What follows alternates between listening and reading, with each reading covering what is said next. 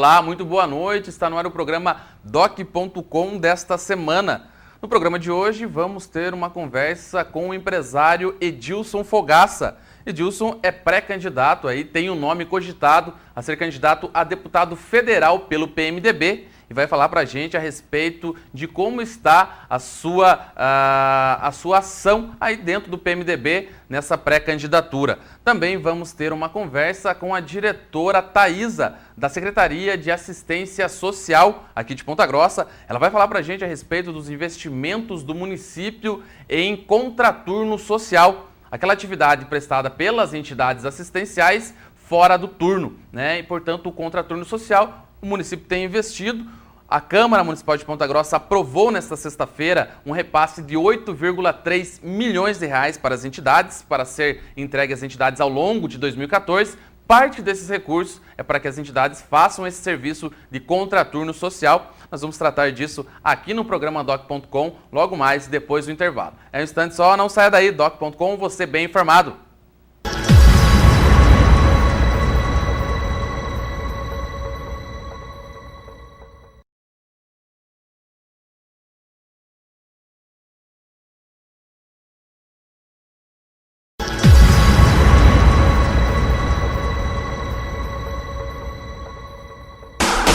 Destaques da semana. O programa Doc.com está de volta nesse bloco dos destaques dessa semana. Duas ações aí do Poder Executivo Municipal que tendem a implicar diretamente aí nos usuários do transporte coletivo e também no número de famílias que podem se cadastrar no programa Mercado da Família.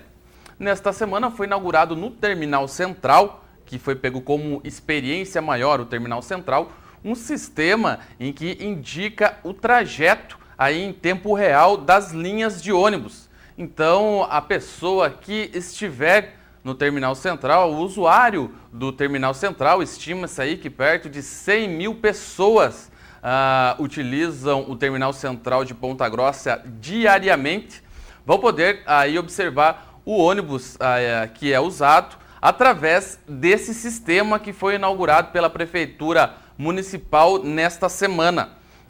É um investimento aí que não é tão significativo, mas que em termos práticos de resultado torna uma melhoria muito significativa para os usuários do transporte que vão saber aonde está seu ônibus, vão poder calcular melhor o seu tempo.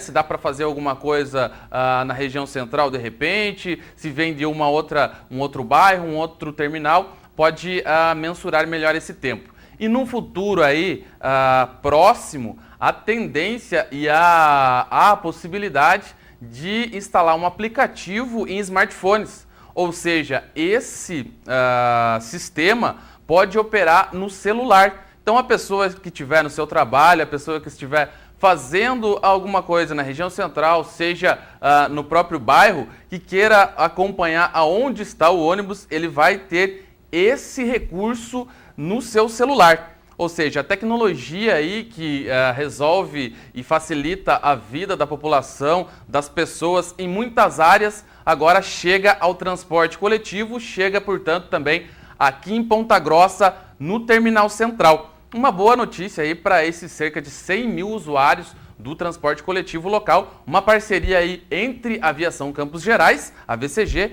e a Prefeitura de Ponta Grossa. O sistema foi inaugurado essa semana de forma experimental no Terminal Central, mas a ideia também é levar para os outros três terminais que existem aqui na nossa cidade, o terminal de oficinas de Nova Rússia e de Uvaranas.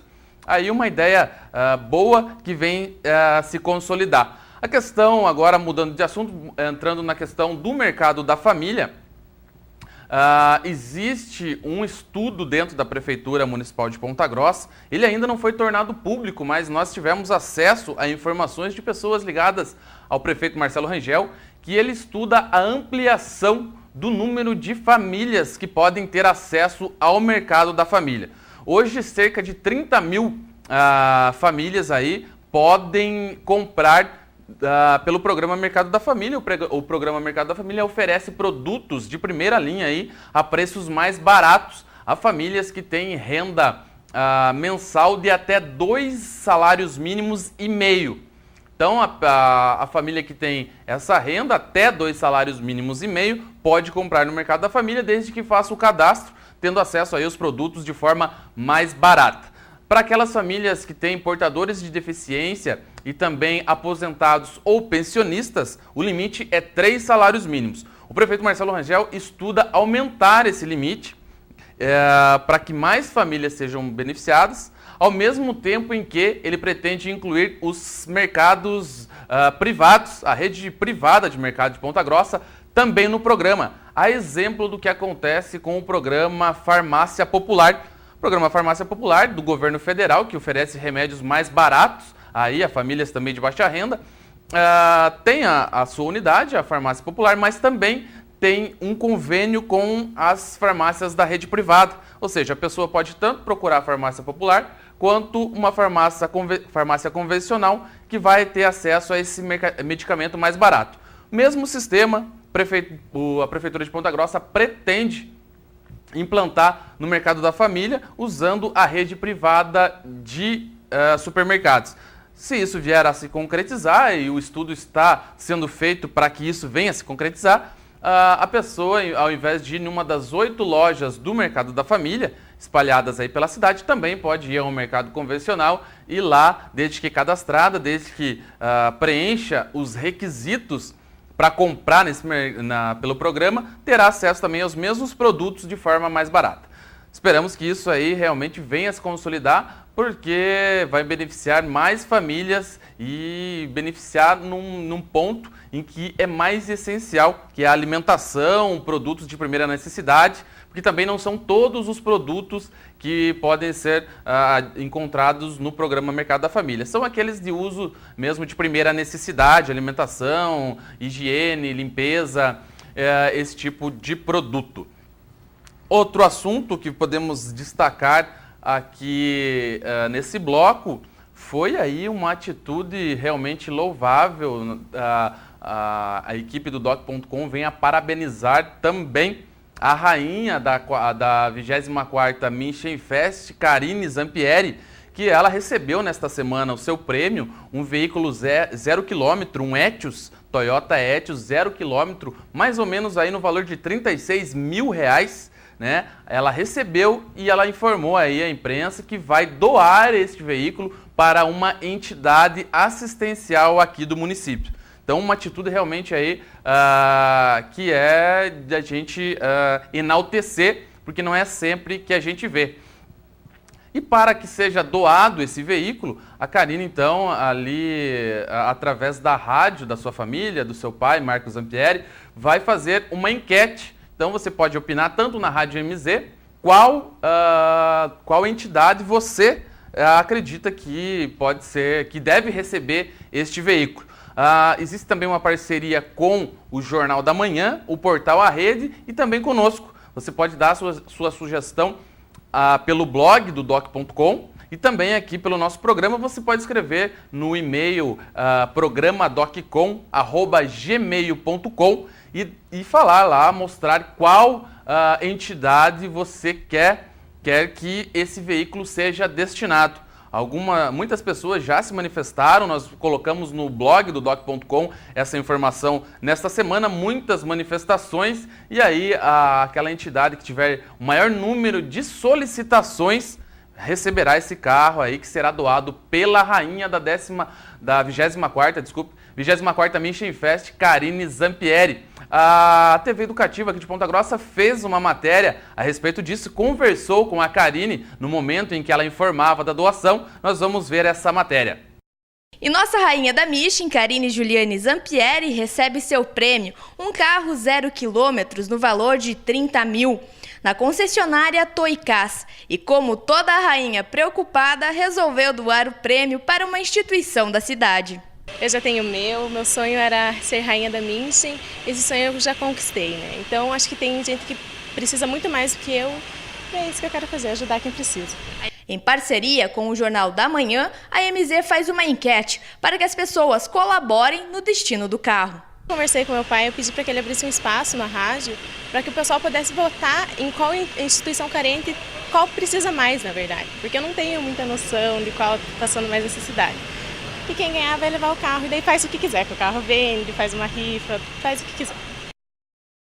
Muito bem, essa foi a matéria aí feita pela equipe da TV Educativa aqui de Ponta Grossa a respeito dessa doação do veículo Etios pela Karine Zampieri. Você pode então participar, entra lá através do e-mail programa doccom@gmail.com e opine. É muito importante a sua opinião para saber aí qual a entidade mais necessita. Logicamente que um carro não vai solucionar o problema de todos, mas uma pelo menos, né, pode receber, de repente aí até fazer, como a própria Karine deu a ideia, de repente faz um bingo, uma rifa desse veículo aí, certamente pode arrecadar até mais do que esses R$36 mil que vale esse carro. Para finalizar esse bloco dos destaques dessa semana, uma informação vinda de dentro da Prefeitura Municipal dá conta de que o prefeito Marcelo Rangel solicitou a instalação de uma sindicância dentro do PROCON, aqui de Ponta Grossa, o órgão de defesa do consumidor, para que seja apurada frisa-se possíveis irregularidades na gestão passada do PROCON. Um levantamento prévio apontou que muitos processos abertos contra algumas empresas, ou seja, a pessoa vai lá, faz a reclamação contra determinada empresa e o PROCON realmente não levava adiante, né? Existe uma prévia, né, de que isso aconteceu aí num passado próximo dentro do PROCON de Ponta Grossa. Agora será aberta uma sindicância para apurar esses fatos e levar a fundo. Lembrando que quem respondia pelo PROCON aí até a gestão passada é o atual vereador Pietro Arnaud, aí do PTB, e ele, portanto, deverá ser ouvido também nessa sindicância ou realmente de alguma forma expressar. Nós colocamos uma matéria no blog do doc.com, você quiser ver essa matéria, está lá no www.blogdodoc.com.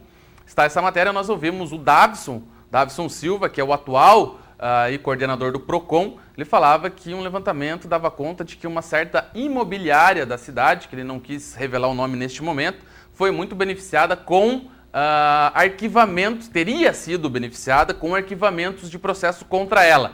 Assim como uma grande loja de imóveis varejista aqui de Ponta Grossa e também uma instituição bancária de financiamento aqui de Ponta Grossa. Essas três aí teriam sido beneficiadas ao longo da última gestão do PROCON. É uma investigação, não existe nada comprovado ainda. O Pietro alega que o atual governo, o atual gestor aí, coordenador do PROCON, estão perseguindo politicamente, né? Ele alega que não existe nada de irregular, que os processos que foram arquivados foram porque realmente tinham que ser, né? E vai vir à tona aí, logicamente, ao término do trabalho dessa sindicância. Nós vamos acompanhar aqui pelo doc.com, também pelo nosso blog. Nós vamos agora para um rápido intervalo, chegou o final desse bloco. Na sequência, a gente volta para uma conversa com a diretora da Secretaria de Assistência Social, a diretora Thaisa. Ela vai falar para a gente a respeito dos investimentos do município em contraturno social, ou seja, aquelas entidades assistenciais do município que prestam serviço aí em contraturno. Se ele atende à tarde, ele passa a atender de manhã. Se atende de manhã, passa a atender à tarde, para aumentar aí o serviço prestado principalmente às crianças de famílias de baixa renda aqui na nossa cidade. Você acompanha, portanto, a conversa com a diretora logo mais depois do intervalo. Doc.com, você bem informado.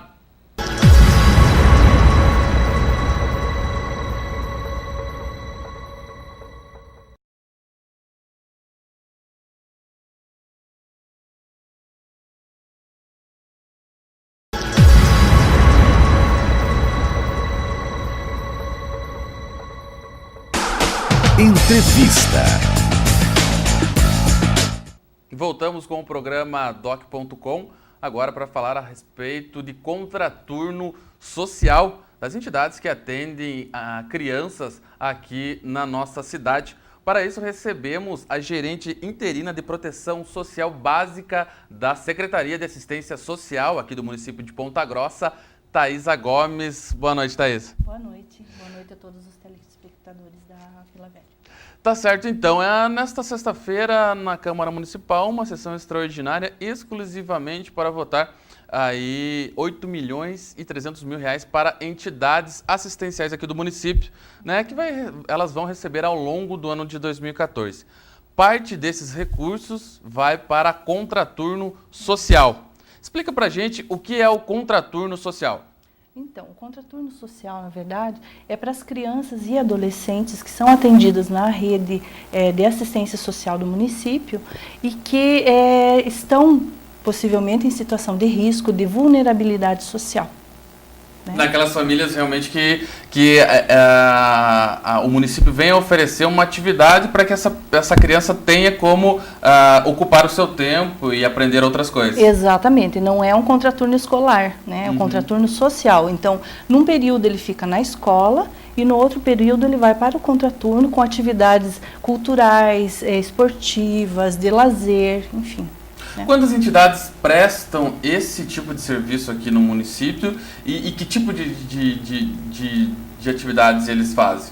Olha, aí vai ser difícil eu te falar, porque são muitas, né? Nós Muitas temos entidades. um número muito grande. Elas são todas conveniadas e vinculadas ao Conselho de Assistência Social, né? Elas têm que ter essa inscrição no Conselho para poder funcionar. Então, nós temos um número muito grande, inclusive essa é uma particularidade do município de Ponta Grossa, né? Nós temos um número muito grande de entidades assistenciais, né? Principalmente que trabalham com crianças e adolescentes.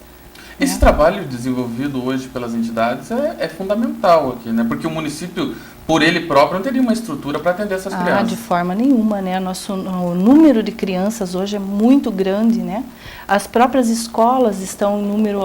Está difícil de atender toda essa demanda. Então, para o município ficaria inviável ele manter um trabalho, um serviço para atender todas as crianças do município. Então, essas entidades vêm a colaborar e a contribuir, né, com o município. Então, nós entramos com a contrapartida do recurso e as entidades com o serviço. Hoje, cerca de quantas crianças aí são atendidas, assistidas aí no contraturno social? Olha, a gente está fazendo esse levantamento ainda, mas o número ainda é muito pequeno perto do tamanho da demanda, né? Então, através dos CRAS e das entidades, a gente estava atendendo aproximadamente 880, quase 1.000 crianças. Mas a demanda ainda é muito maior. Então, por isso, a gente tem que estar expandindo esse atendimento. E a meta agora, com esses recursos a mais aí que foram aprovados? Isso. Com esse recurso, nós temos metas, né? Então, para 2013, a meta era atingir mais 500 crianças. Agora, em 2014, a gente pretende expandir isso para mais 1.500, né? E até 2015, a gente pretende chegar a 2.000 crianças e adolescentes. Ou seja, aí um trabalho realmente de fortalecimento e da preparação realmente dessas crianças aí para que venha a ter um futuro melhor. Com certeza, né? Essa é a nossa luta. A busca de preparar essas crianças para o futuro mesmo, né? Porque da forma com que eles se encontram, muitas crianças estão na rua, estão em situação de risco, às vezes mesmo dentro de casa, né? Em situação de vulnerabilidade, os pais saem para trabalhar, enfim. E com esse trabalho, eles estarão convivendo, né, em sociedade, aprendendo a se socializar e também aprendendo uma profissão, por que não, né? Ou mesmo o lazer, a cultura através do teatro, através da pintura, até despertando esse lado da criança e do adolescente. Né? A função da Secretaria de Assistência Social é realmente dar condições para que essas entidades elas consigam desenvolver o seu papel, né? É mais ou menos isso? Através desses convênios, né, a prefeitura ela repassa, a gente chama de cofinanciamento, né? Nós repassamos um recurso para a entidade, que seria, a gente chama esqueci, agora você vai ter que cortar isso, desculpa. Pode voltar ao normal. Voltar. Nós chamamos de a per capita, né? Essa per capita, ela é um valor unitário, quer dizer, por criança a gente repassa um valor específico para a entidade, e com esse valor ela vai trabalhar. Então, ela vai proporcionar um lanche diferenciado, o material didático necessário, né, ou mesmo a contratação até de um profissional para instrutor, para monitor. E as entidades passam por uma avaliação ali para que elas possam se conveniar. Ah, com certeza. Primeiro passo, né, elas têm que estar credenciadas pelo Conselho de Assistência Social, então elas têm que ter esse cadastro, né, no Conselho de Assistência Social, para que elas possam participar desse convênio, senão não tem como, né.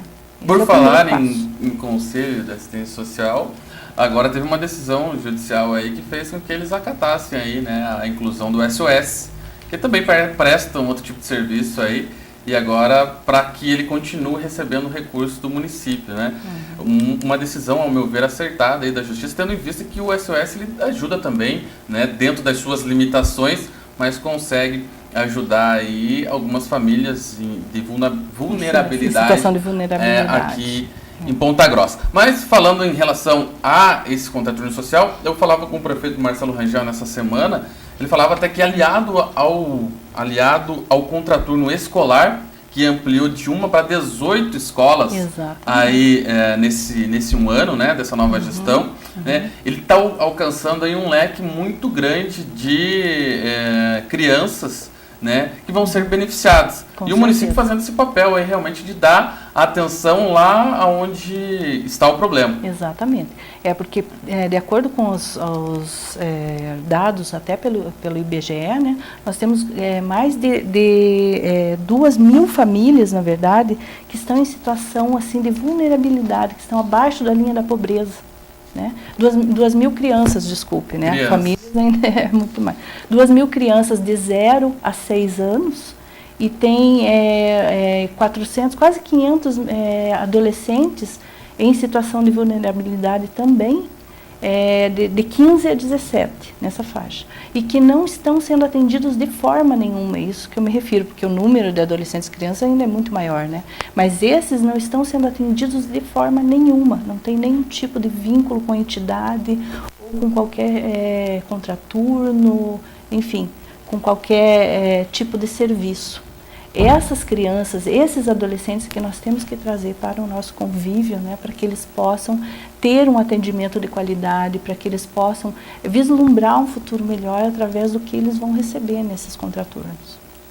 Tá certo, então, Thais, eu agradeço a sua presença aqui no programa Doc.com, né, parabéns pelo serviço prestado aí pela Secretaria, que realmente trabalha com quem realmente mais necessita do poder público, da ação do poder público, né, que são principalmente crianças, né, de baixa renda aí, que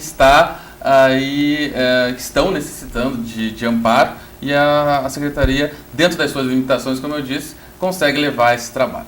Nós que agradecemos, né, nos colocamos à disposição, inclusive para as entidades assistenciais, né, que têm esse perfil, né, para fazer esse trabalho, porque realmente nós, enquanto profissionais dessa área, né, nós temos que estar à frente disso e colocar de uma forma que essas crianças elas não fiquem mais em situação de risco, porque a rua é a situação, né, de risco iminente, que pode levar essas crianças às drogas, à criminalidade, e é justamente nesse meio que nós temos que trabalhar e trazê-los para perto.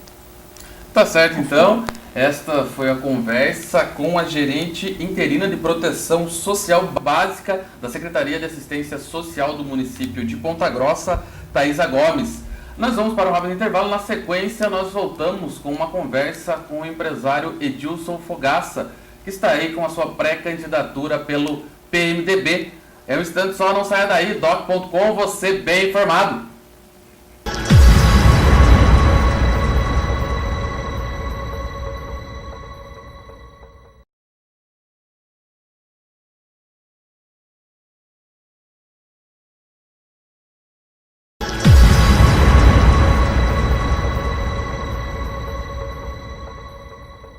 Estamos de volta com o programa Doc.com, agora numa conversa com o empresário Edilson Fogaça. Boa noite, Fogaça. Boa noite, Eduardo. Boa noite a todos os telespectadores. É um prazer estarmos aqui novamente, né, no programa Doc.com.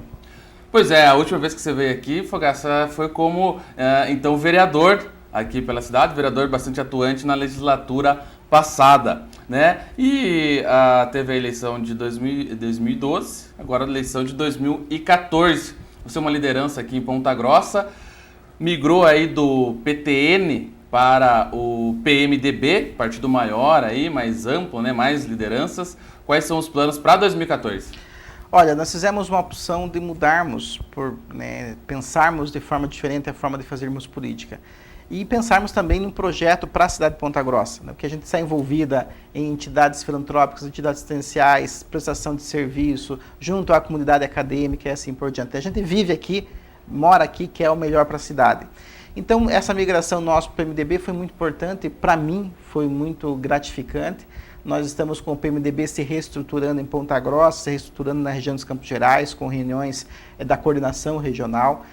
Aprendi a conhecer a forma com que um partido grande, né, que é o maior do Paraná e o maior do Brasil, trabalha. Nomes importantes, né, dentro do PMDB, como o Ivonei, como o próprio Rogério Quadros, como o presidente Demário, Herculano Lisboa, o Arteiro, o meu amigo, né, e vizinho Mauribe Vervanço, que é um grande companheiro.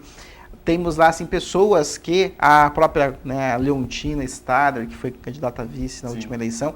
Então, é um partido grande, com grandes lideranças, que tem uma forma de pensar política diferente, uma forma de funcionamento diferente, e nós estamos nesse processo, somando, né, a gente foi convidado para entrar no PMDB, a gente não entrou lá né, de paraquedista, para participar desse projeto, um projeto para colocar o PMDB de Ponta Grossa novamente no lugar de destaque na política pontagrossense, mas também regional, na região dos Campos Gerais. Pois é, você falou aí, citou nomes de PMDBistas aí, né, da velha guarda, né, como o Rogério Quadros, você falou, e os demais. Como trabalhar uma candidatura? Você pensa nisso dentro do PMDB?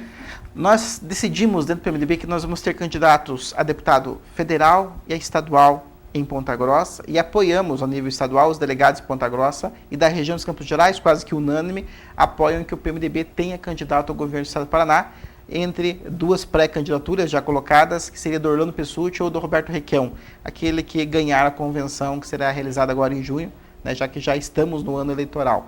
Então, a ideia é essa, sem candidato não tem partido. Um partido é uma finalidade não de agregar pessoas, e sim de lançar candidatos para poder aplicar o projeto, os objetivos, o estatuto do partido num projeto amplo de políticas públicas. Então eu não vejo de outra forma um partido crescer, um partido se manter, ainda mais o PMDB que é o maior do Paraná e o maior do Brasil, sem ter candidaturas próprias. E isso é unânime dentro do PMDB, do Diretório Municipal e das grandes lideranças do PMDB. Termos candidatos a deputado federal e estadual. Existem pré-nomes lançados na reunião de dezembro e agora, da semana passada, na reunião mensal para deputados federais e deputados estaduais. Dentro desses nomes, desses leques de opções para deputado federal, o meu nome foi colocado, sugerido por diversos colegas e companheiros e amigos do diretório e está lá, fazendo parte desse rol, que agora já fevereiro, no máximo março, deve ser definido qual vai ser o nome do PMDB local, para estadual e para federal. Para estadual, o grande favorito é o Demário, né, o Carlos Demário, saindo como candidato a deputado estadual. Existem outros nomes, nós teríamos também a opção da Leontina, mas a Leontina seria um grande nome, ela está muito bem nas pesquisas, quando eu coloco o nome dela para estadual, mas ela está com um problema, né, familiar, de doença, tal, a gente tem que respeitar as prioridades de cada um. Então, em face disso, né, o nome mais cotado para estadual hoje seria do Carlos Demário. Para federal ali, além do seu nome, do Herculano também é cogitado? São 4 nomes. O Paulo Roberto Godoy foi sugerido e sugestionado o nome dele, é o ex-reitor. O Mauribe Vervanço, né, que foi presidente do Sindicato das Indústrias e Transportes, esqueci o nome agora, e também o do Herculano Lisboa, né, que foi secretário municipal, foi vereador, foi secretário estadual, né, e também o meu nome. Então são esses 4 nomes, dentre esses 4, um será candidato a deputado federal, desses 4 nomes.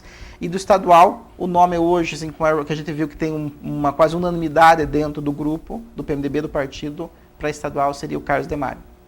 Em 2010, você foi candidato a deputado estadual pelo PTN. Pelo PTN, coligação PTN e vários partidos pequenos da época. E agora, aí, essa alçada para federal, logicamente que a missão ela é um pouco mais complicada. A missão é mais árdua, né? Porque você envolve, é uma campanha diferente, né? Estadual, uma eleição mais aguerrida, federal, uma campanha mais ampla, com mais municípios. Mas nós vemos que há a possibilidade disso, né? Nós vemos, por exemplo, Ponta Grossa vai ter mais ou menos 195 mil votos válidos.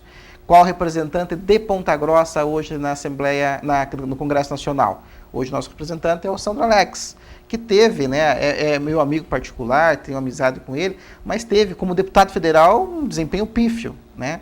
Foi talvez um dos mais fracos representantes dos Campos Gerais em termos de representatividade, de trazer dinheiro, verbas, até porque ele faz parte do PPS, que é a oposição ao governo federal, então é muito difícil. Então eu vejo que dá a chance de termos mais representatividade e não ficarmos adstritos talvez a um partido político. Ah, mas elege-se um que é da oposição federal, não consegue nada. Por mais que tenha boa vontade, como teve o deputado federal Sandro Alex, não conseguiu nada. Por quê? Porque o partido dele é o mais aguerrido no combate ao PT, ao combate ao governo Dilma, né? É o mais aguerrido. Antes era o DEM, hoje é o PPS, né? Então, nós precisamos talvez diversificar, termos opções de situação, de oposição, atendemos as correntes, as ideologias, né, presentes em cada cidade, e nós vemos Ponta Grossa, dos 195 mil votos válidos, teria condições tranquilamente de fazer 2 federais, só a cidade, se houvesse uma conscientização política da população. Mas aí você tem Carambeí, que tem um reflexo muito grande em Ponta Grossa, Castro, aí você tem Ipiranga, e assim vai, né? A região dos Campos Gerais, ela é muito grande e são quase 1,5 milhão, né, de votos disponíveis, é muito voto. Claro que tem que correr atrás, tem que trabalhar, é uma eleição pesada, complicada, mas quem está na chuva é para se molhar, né? Tem que correr atrás, não dá para ficar parado. E Edilson, a gente que acompanha aí a política há muito tempo, mede-se depois da eleição, né, faz-se um comparativo, divide-se ali tanto que o candidato falou que gastou pelo número de votos que fez, né? E esse valor aí tem aumentado eleição para eleição, né? Esse também é uma dificuldade aí dos candidatos para conseguir ter uma candidatura. Às vezes a pessoa ela preenche os requisitos, né, para ser um bom representante, para estar trabalhando pela população, mas chega na questão financeira também, ela pode não ter esse bom desempenho. Isso é um empecilho também hoje em dia? É um empecilho, por quê? Porque a eleição se transformou-se num grande negócio. E isso não é culpa dos políticos, né? Que me perdoe quem está nos assistindo, mas é a culpa do eleitor. O eleitor, uma boa parte, se tornou corrupto, vende os votos, tem benefícios, é jogo de camisa, é churrasco, é móveis para sua casa, é ingresso de show, né? Nas últimas eleições teve até vale camisinha, vale não sei o quê. Então, o povo viu a eleição como uma forma de tirar alguma vantagem econômica e financeira. E isso encareceu muito. A gente sente porque o que você precisaria, como são nos países desenvolvidos, o que você precisa fazer campanha? Do horário eleitoral na televisão que você já tem. Correto? E é gratuito. Sim. Você precisaria de santinho, que hoje é um custo bem pequeno, é ínfimo o santinho. Você faz aí 4 milhões de santinhos e você gasta aí 8 mil reais, 6 mil reais. E você precisaria de um informativo, de um jornalzinho, né, que você faz uma página standard, vai dar aí a faixa aí, você faz aí 500 mil, desses daí vai dar uma faixa de 5, 6 mil reais, uma gráfica grande, né, que tem um giro grande. Então, não é esse o custo, né, que dá confusão. A confusão é a corrupção do eleitor, que a grande maioria, né, uma grande maioria, acaba tirando certa vantagem ou vendendo o seu voto, e aí quem gasta mais é aquele que compra mais, né? Então, a hora que isso mudar, muda também a corrupção depois. Porque aqueles que pagam 5, 10, 15 milhões para se eleger, correto? Teve deputado federal que gastou 15 milhões na última campanha, correto? 15 milhões de reais foi o custo dele declarado para o TRE. O que vai se esperar disso? Né? Vai ter que ter retorno de alguma maneira. Vai ter retorno, aí vem lobby, vem representação de construtora, de agências ligadas à concessão do serviço público e corrupção, né? Sim. Que é o desvio do dinheiro público. Aí sim, aquele que trocou o voto por um jogo de camisa, que trocou o voto por um ingresso, vai reclamar depois. Por um vale camisinha, né? Uhum. Depois tem o filho que não tem hospital, não tem escola, um assalto. Aí fala, pô, mas é corrupção, porque... Ninguém faz nada. Então, tem que mudar toda essa concepção e a gente espera, né, que com todo esse movimento da população indo para as ruas, reconhecendo que nunca se roubou tanto nesse país, né, que os políticos hoje que estão em Brasília, que estão na Assembleia Legislativa dos Estados, a prática do desvio do dinheiro público se tornou uma coisa muito monstruosa, e isso custa vidas, morrem-se pessoas, tiram seu futuro de pessoas porque não se investe em política pública de educação continuada. E educação é o que muda um país a médio e longo prazo. Não se tem segurança, nós estamos vendo aqui, né, a nossa cidade que é pequenininha, Verdade. É sequestro, Santa Paula, é lotérica sendo assaltada toda semana, é morte, se você pega os jornais, é morte toda a semana por violência. Esse caso de que teve assaltos. nesta semana em Carambeí, né, no final de semana, A coisa é violenta. absurdo. Então tudo isso é reflexo de uma sociedade mal planejada, mas tem que se mudar a classe política? Tem, mas o eleitor também tem que mudar, começar a analisar credibilidade, propostas, competência, plano do que quer fazer de ideológicos para o que quer fazer para a sociedade e parar um pouco só de querer vantagem financeira, né? Isso vai, talvez não nessa eleição nem na outra, mas vai aos poucos. Talvez os teus filhos e os meus filhos tenham um sistema democrático voltado para a qualidade, para a honestidade com a coisa pública e não voltado nisso que é hoje, né? Que é um grande negócio para se roubar e desviar dinheiro público. Cada um quer levar o seu. Cada um quer tirar seu pé de meia. Eu lembrei agora, Edilson, de uma questão que chegou até nós, né, enquanto membros da imprensa. Estava no Jornal da Manhã, na eleição de 2012, um próprio político reclamando que uma certa liderança num bairro, ele fez uma lista, né, de quantos votos ele conseguiria e foi e vendeu essa lista para esse. Só que ele vendeu não só para esse, ele vendeu para 2. E ele estava reclamando que foi enganado. Imagine só, ele já fazendo a coisa errada, né, e reclamar da pessoa passar para outra. A nossa sociedade é uma sociedade extremamente corrupta. E não é só um caso do Brasil, né? O ser humano é um ser corrupto por natureza.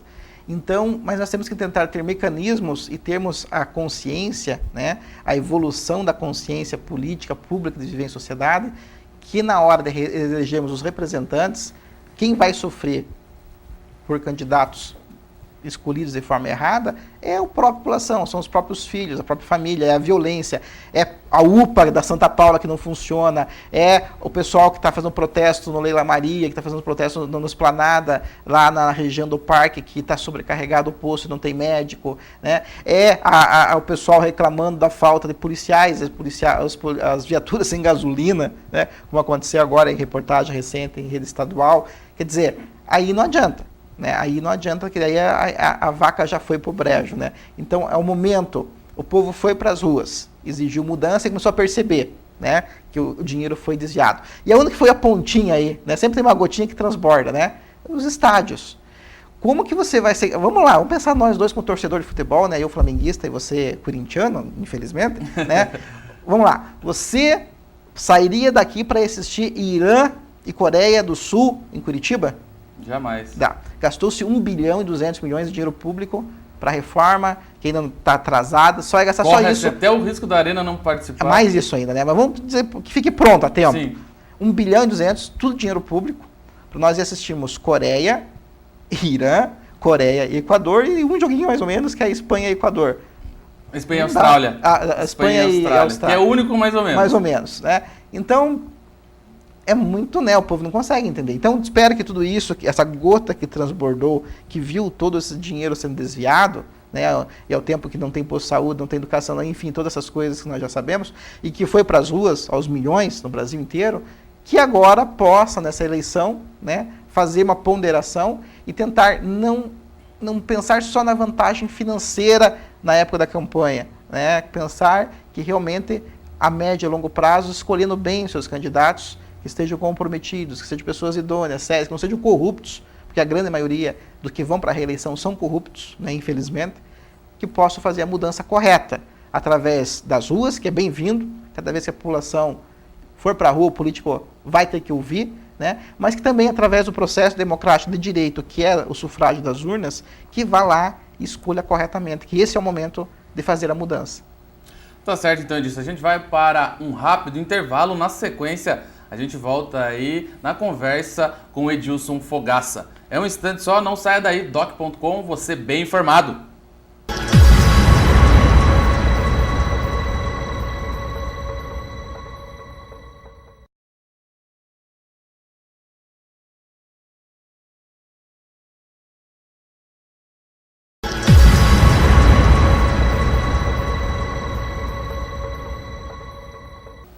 Voltamos com o programa Doc.com na sequência da conversa com o empresário Edilson Fogaça.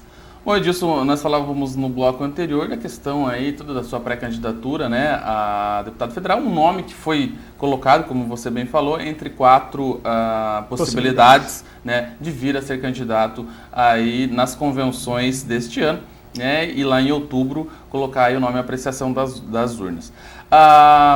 Agora mudando um pouco de assunto, falando da Câmara Municipal de Ponta Grossa, onde você atuou ali como vereador, teve um desempenho ali considerável, foi presidente de uma das principais comissões ali de dentro da Câmara Municipal, que é a comissão ali de orçamento, né, e fiscalização. E de Justiça e Redação. E de Justiça e Redação também, né, ou seja, das duas principais você passou.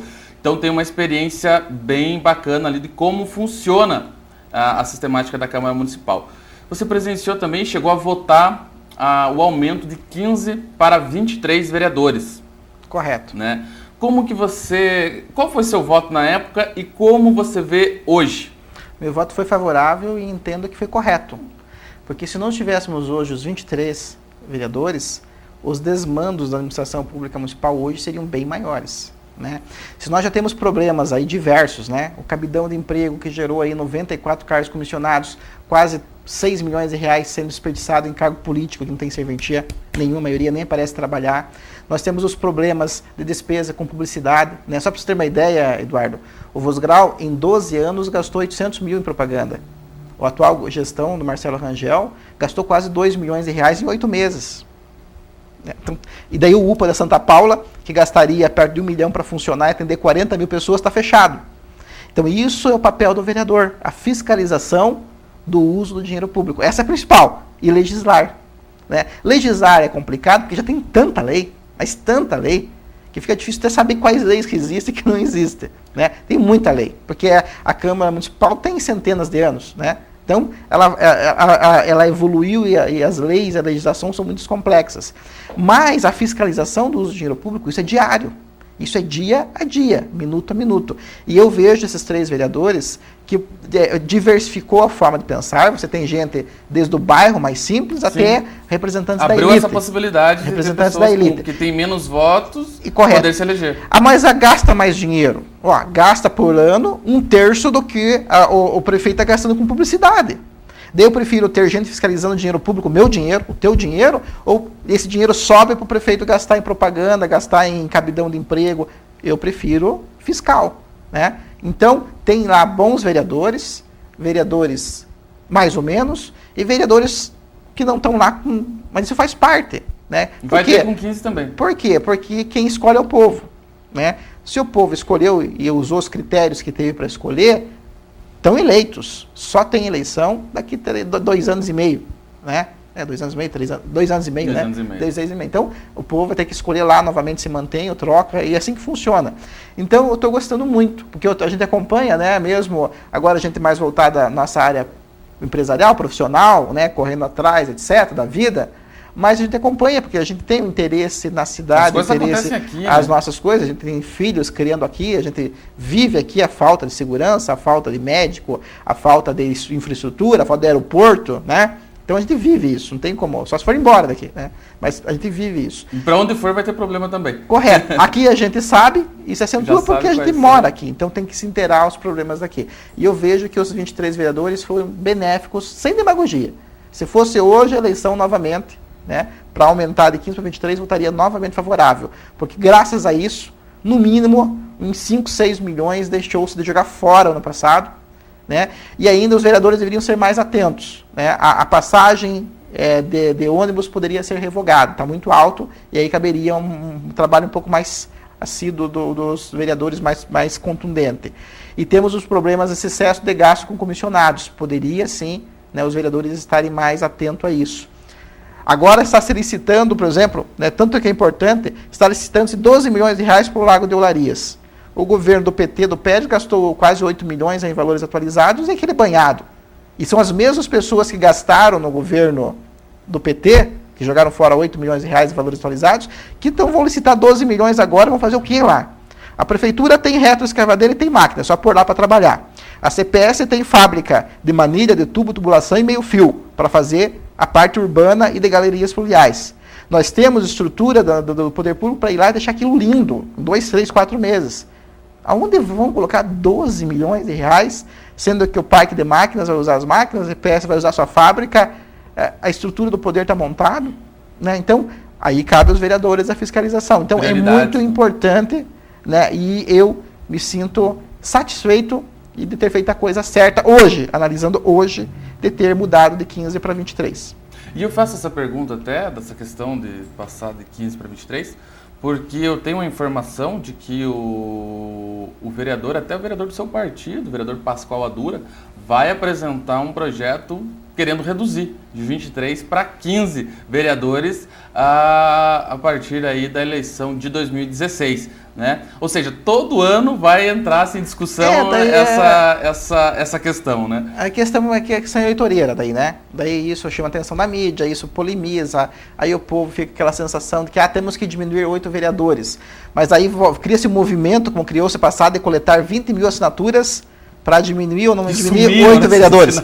Mas não tem assinaturas aí para diminuir o custo com 2 milhões de propaganda, não tem assinaturas para fazer o UPA da Santa Paula funcionar, não tem assinaturas para não colocar 12 milhões no banhado do Lago do Larias, né? Daí não vejo movimentação. Então, esses vereadores que estão lá, de oposição, de situação, e aqueles que são conscientes do interesse público, ao meu ver, estão fazendo um bom trabalho, né?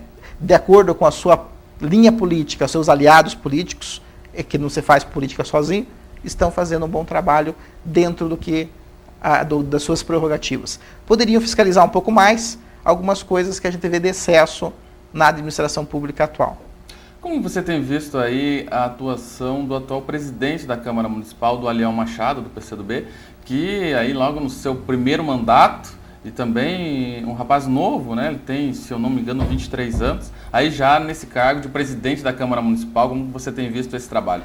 Veja, além de ser competente, você tem que ter sorte na vida, né? Além de ser competente, você ser competente na tua área, eu ser competente na minha, assim por diante, o telespectador ser competente na área dele, uma boa dose de sorte é necessária.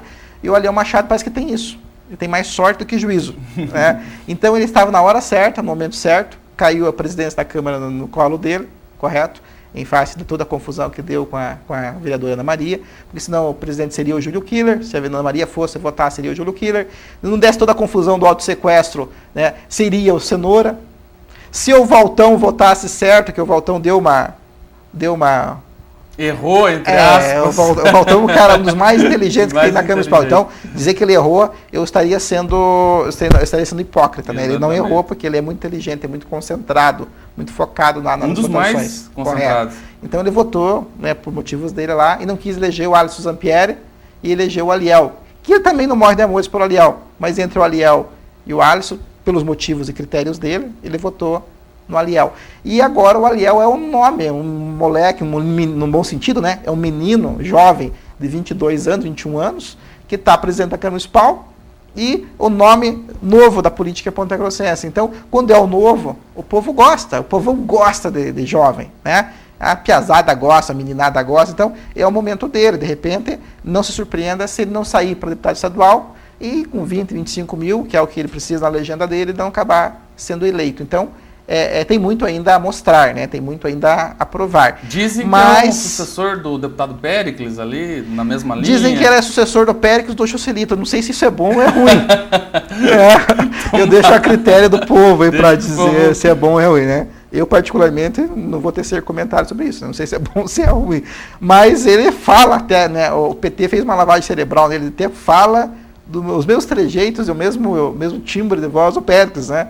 Se você não presta muita atenção, você acha que é o Péricles que está falando. Exceto o Ponta Grossa, né? Mas o resto é normal. Então, está no momento certo, na hora certa, muita sorte, né? Deve tudo isso uma conjuntura muito ruim para a cidade que se criou com essa confusão da ex-vereadora Ana Maria.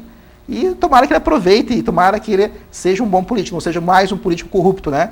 Que seja um bom político, que batalhe pela educação, pela saúde e que cuide do dinheiro público sem querer encher os bolsos com o dinheiro nosso, dos nossos impostos e do dinheiro da população. Tá certo, então, Edilson. Gostaria de agradecer a sua presença novamente aqui no programa Doc.com, falando aí das questões que envolvem a nossa comunidade, a nossa sociedade. E se vier a concretizar aí essa pré-candidatura federal, vamos recebê-lo novamente aqui no Doc.com para falar a respeito. Eu que agradeço, né? É um prazer estar aqui novamente falando com você. As amizades que a gente faz durante a vida pública são para sempre, e a amizade que a gente fez contigo, né, com o grupo ao qual você trabalhava de forma empresarial, é uma amizade que vai perdurar, se Deus quiser, né, para sempre. Muito bem, essa foi a entrevista com o empresário Edilson Fogaça, pré-candidato aí do PMDB às eleições de 2014 para deputado federal. Com isso encerramos o programa Doc.com desta semana. Se você quiser rever o nosso programa, estará disponível no nosso canal no YouTube a partir da semana que vem, no youtube.com/programa Doc.com. Também aí no site do Jornal da Manhã, no jmnews.com.br, e no site do Plantão da Cidade, no plantãodacidade.com.br. Lembrando, para você que quiser ficar aí bem informado das coisas que acontecem em Ponta Grossa e região, você acessa o blog do Doc.com, www.blogdodoc.com. Lá você encontra, portanto, mais informações aí sobre a nossa cidade, a região dos Campos Gerais. Você quiser rever, você quiser entrar em contato conosco, dar sua opinião, a sua sugestão, o nosso e-mail é o programadoccom@gmail.com. Você pode entrar em contato com a gente, interagir aqui com o programa Doc.com. É isso aí, nós encerramos o programa Doc.com desta semana e temos um encontro marcado aí na próxima sexta-feira aqui pela Band TV Vila Velha. Boa noite para você e um ótimo final de semana.